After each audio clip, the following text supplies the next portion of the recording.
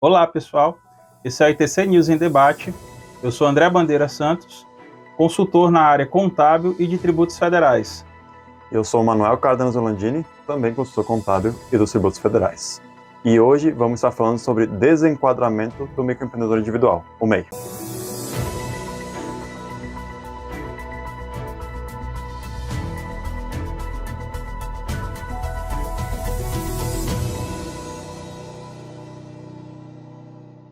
Inicialmente, é bom ressaltar que o desenquadramento do MEI ele é distinto da exclusão do Simples Nacional como um todo, visto que o MEI ele já é optante do Simples Nacional, só que ele é uma modalidade diferenciada, ele opera no regime CIMEI.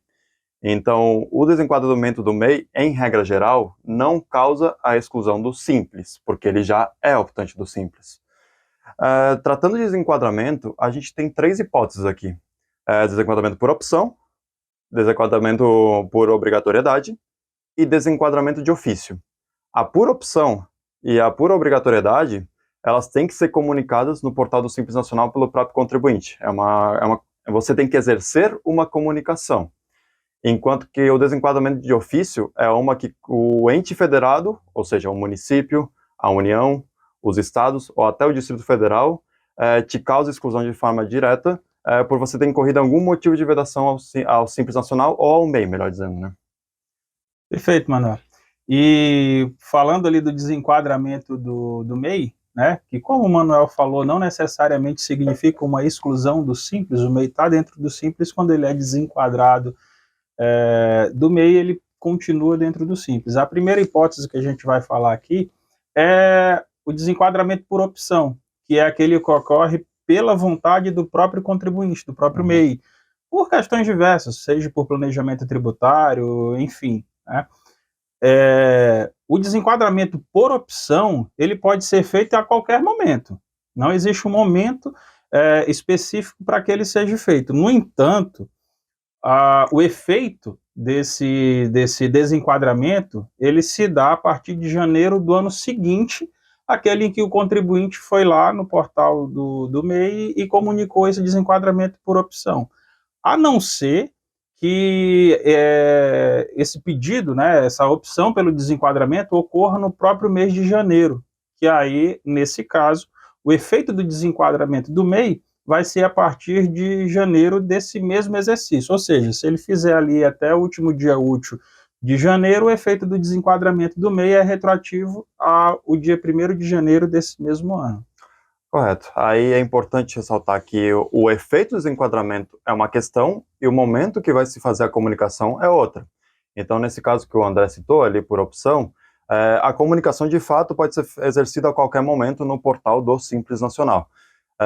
Se a comunicação ela for feita em janeiro, ela já vai tomar efeitos no próprio ano, enquanto que nas demais hipóteses tomaria efeitos somente em janeiro do ano seguinte. Até por conta dessa situação, o manual de desenquadramento do MEI é disponível no portal do Simples Nacional.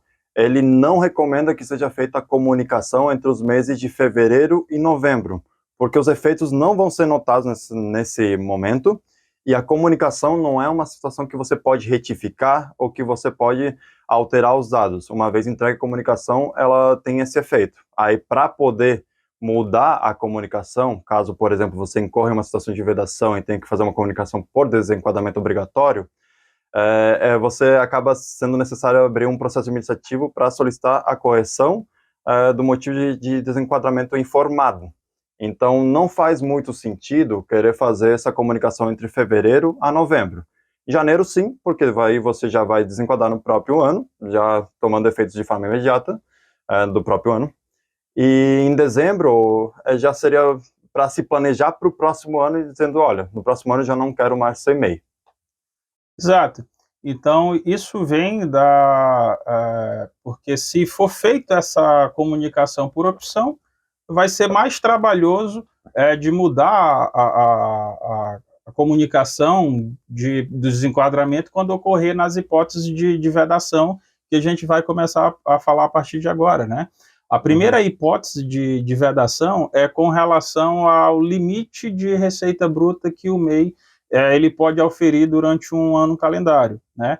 Via regra geral, o MEI ele ainda tem o limite de faturamento de R$ 81 mil, esse limite ainda não sofreu alteração, com a exceção do MEI caminhoneiro, né, o MEI transportador autônomo, que o limite de receita bruta para essa categoria é de R$ 251.600. Então, o que ocorre? A partir do período, né, onde ocorreu o excesso a esses limites, o próprio contribuinte, ele é obrigado, pela resolução do Comitê Gestor do Simples Nacional de número 140 de 2018, o próprio contribuinte ele é obrigado a comunicar esse desenquadramento. E ele vai comunicar que foi por excesso do limite da receita bruta. Essa comunicação tem que ocorrer até o final do mês subsequente aonde ocorrer esse excesso. E tem lá duas opções, que isso também está na resolução e vai estar lá no menu da comunicação, do desenquadramento, que é o quê? O que precisa ser verificado? Quando ocorre o excesso, o valor desse excesso. Se o valor do excedente for equivalente a até 20% desse próprio limite, né, o contribuinte vai informar essa modalidade de desenquadramento. No entanto, embora a obrigação da comunicação seja até o mês seguinte, onde verificou-se esse excesso, nessa situação, o efeito do desenquadramento do MEI seria para janeiro do exercício posterior. Né? Então, eu comunico hoje, mas só em janeiro do exercício seguinte é que teria esse efeito.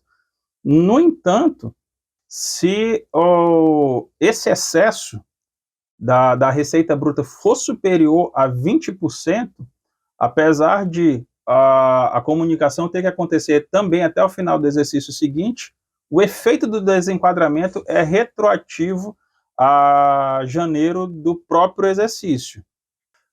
Então, pegando com base com o que o André disse, a gente tem ali que quando ocorre excesso de receita bruta, existem duas situações. Ou vai ser retroativo, a janeiro do ano calendário, ou até o início de atividades, no caso do CNPJ ser aberto no próprio início, no próprio ano, ou vai acabar acontecendo o efeito do desenquadramento em janeiro do ano seguinte, dependendo se passou do excesso de 20% ou não.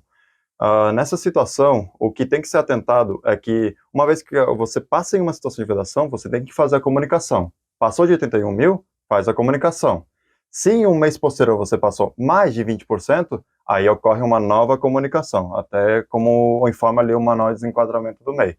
Então, nesse caso, exemplificando aqui, vamos pensar em um MEI que não está em início de atividade, já está operando há alguns anos, e no ano de 2023, em junho, ele passou de R$ 81 mil, só que não superior a 20%.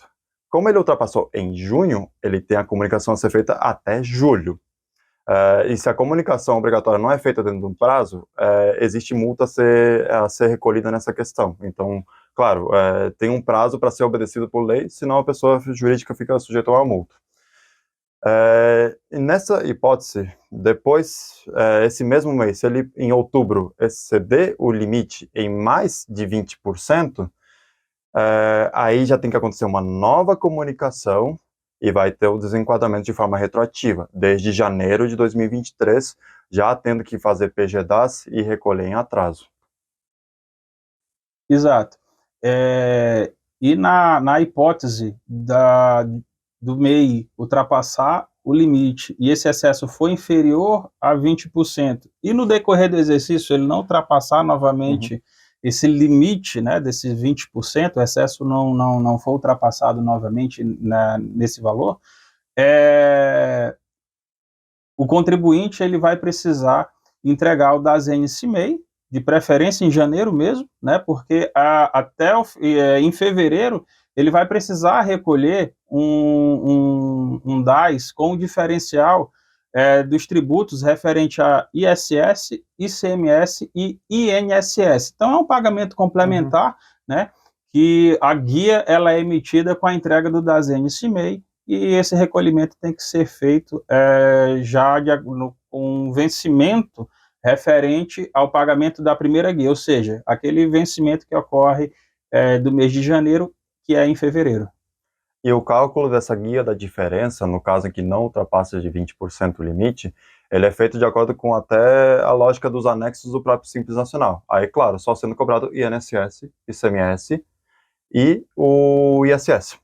Os outros tributos já não seriam cobrados porque não é da dinâmica do MEI recolher RPJ, contribuição social, PIS e COFINS. Certo, Manuel. E dito isso, a gente tem também as demais hipóteses de obrigatoriedade por parte do próprio contribuinte de informar o desenquadramento, que são aquelas hipóteses de quando o contribuinte ele cai em alguma hipótese de vedação ao próprio MEI, né, que são aquelas hipóteses que, se ele tiver alguma delas, ele nem poderia ter optado pelo regime unificado do MEI. Só que isso pode acontecer no decorrer das atividades, como, por exemplo, em contratar um segundo empregado, ele passar a exercer alguma atividade que seja vedada ao MEI, ou mudar ali a natureza jurídica dele, já que o MEI ele tem a natureza jurídica de empreendedor individual.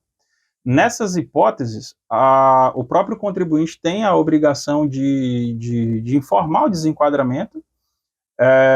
São hipóteses em que essa informação tem que ocorrer também até o final do mês seguinte à hipótese de vedação, né?